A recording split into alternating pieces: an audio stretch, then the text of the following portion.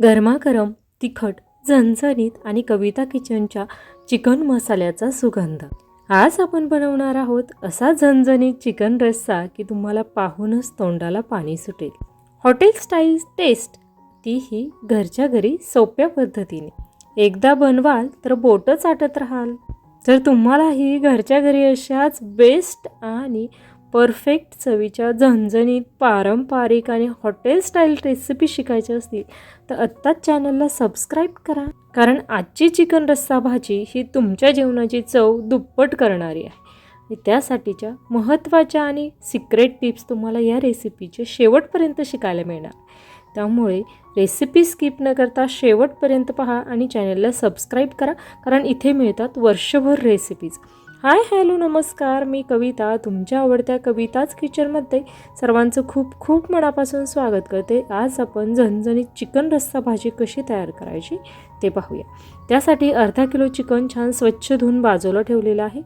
कुकरमध्ये टाकूया तेल, त्यामध्ये टाकायची थोडीशी बारीक चिरलेली कोथिंबीर, अद्रक लसूण पेस्ट साधारणतः 1.5 चमचे एवढी अद्रक लसूण पेस्ट, त्यानंतर धना पावडर देखील 1.5 चमचा टाकलेले आहे, अर्धा चमचा हळद टाकली।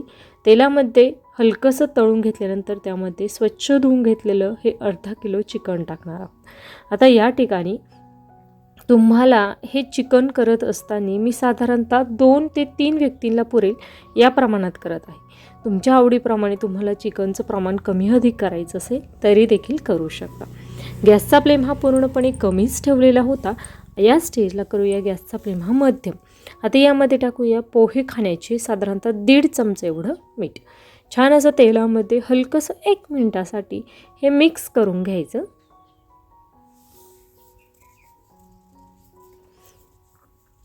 हे पहा, चिकन व्यवस्थित असं मिक्स करून होत आलेलं आहे।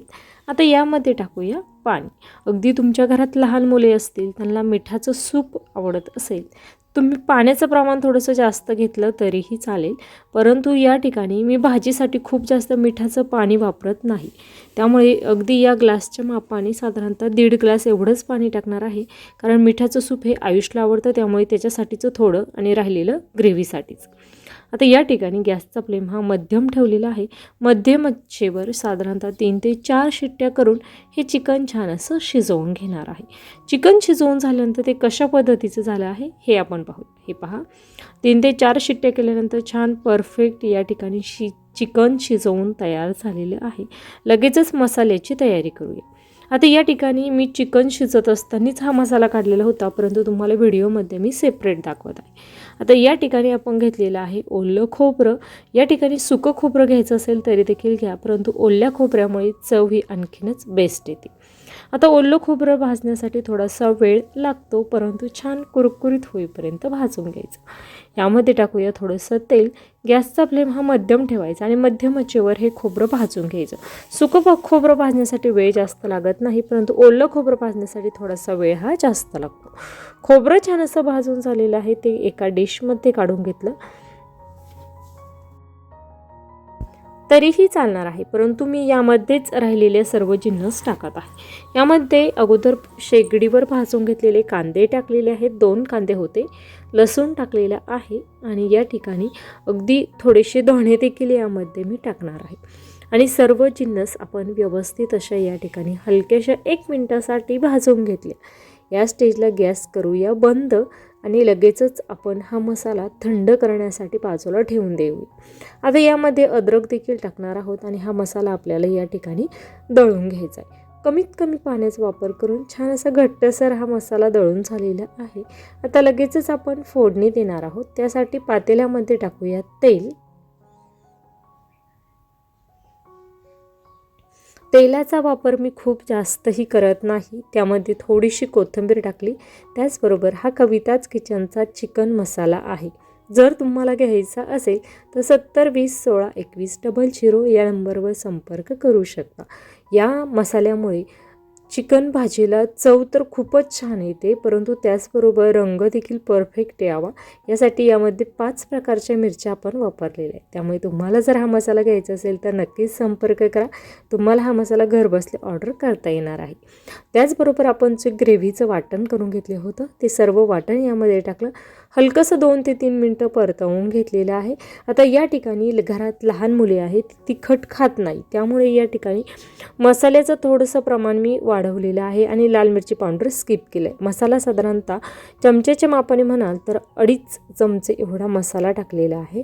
त्यानंतर तुम्हाला जर तिखट आवडत असेल तर तुम्ही या ठिकाणी लाल मिरचीचं प्रमाण वाढवलं तरीही चालणार आहे, परंतु या मसाल्यामुळे टेस्ट ही बॅलन्स झालेली आहे, कारण यामध्ये मिरच्या देखील आपण 5 प्रकारच्या वापरलेल्या. शिजवलेलं मटण यामध्ये टाकलं, चवीनुसार मीठ देखील थोडंसं टाकणार आहोत. त्याचबरोबर या ठिकाणी आवश्यकतेनुसार गरम पाण्याचा वापर देखील मी केलेला आहे. हे पहा, अशा पद्धतीने साधारणतः एवढा रस्सा करण्यासाठी मला साधारणतः 1 ते 1.5 ग्लास एवढं गरम पाणी लागलेलं आहे. आणि सर्व यामध्ये टाकल्यानंतर गॅसचा फ्लेम हा मध्यम करूया आणि छान असं 5 ते 10 मिनटं हे चिकनची रस्सा भाजी शिजवून घेऊया. 10 मिनटानंतर पाहूया आपली भाजी कशी तयार झाली. हो, प्रत्येक रेसिपीमध्ये अशाच पद्धतीने भरपूर टिप्स मी सांगत असते आणि तयार होणारी भाजी किती प्रमाणात तयार होते हे देखील सांगते. याशिवाय आपण वर्षभर एकही दिवस सुट्टी न घेता दररोज दुपारी 12 वाजता खूप नवनवीन रेसिपीज पाहत असतो.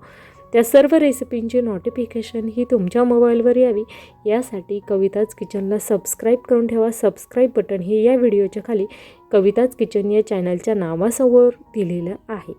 त्याचबरोबर या व्यतिरिक्त तुम्हाला जर 25 ते 30 लोकांसाठीची मटण रस्सा भाजी ची रेसिपी पाहिजे असेल तर या व्हिडिओच्या एंड स्क्रीनला मी ती दिलेली आहे, तिथून तुम्ही चेक करू शकता. बिर्याणीची रेसिपी देखील या व्हिडिओच्या एंड स्क्रीनला तुम्हाला पाहायला मिळणार आहे, तिथून देखील तुम्ही दम बिर्याणीची रेसिपी पाहू शकता. खूप छान रस्सा भाजी तयार झालेली आहे. चिकन रस्सा भाजी आपण गरमागरम सर्व केलेली आहे. रेसिपी आवडल्यास कमेंट करायला विसरू नका आणि उद्या दुपारी 12 वाजता कोणती रेसिपी तुम्हाला माझ्या चॅनलवर पाहायला आवडेल हे देखील मला कमेंट करून नक्कीच सांगा. खूप छान अशी आपली ही भाजी झालेली आहे. आणखीन 5 मिनटानंतर या भाजीला रंग तर खूप छान असा आलेला आहे. तुम्हाला ही भाजी कशी वाटली, रेसिपी कशी वाटली ते मला कमेंट करून नक्कीच सांगा. आणि होळी स्पेशल, उन्हाळा स्पेशल खूप साऱ्या रेसिपीज आपण पाहत आहोत, त्या सर्व रेसिपी देखील पाहायला विसरू नका. खूप छान अशी ही भाजी तयार झाली आहे.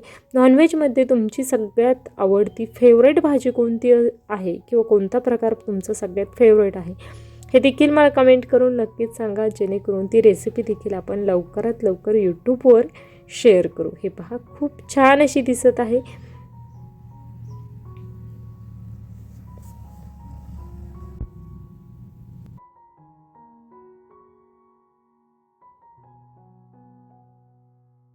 वेळात वेळ काढून माझी रेसिपी शेवटपर्यंत पाहिल्याबद्दल धन्यवाद. पुन्हा भेटूया उद्या दुपारी 12 वाजता अशाच नवीन एखाद्या छानशा होळी स्पेशल रेसिपीसोबत. तोपर्यंत धन्यवाद.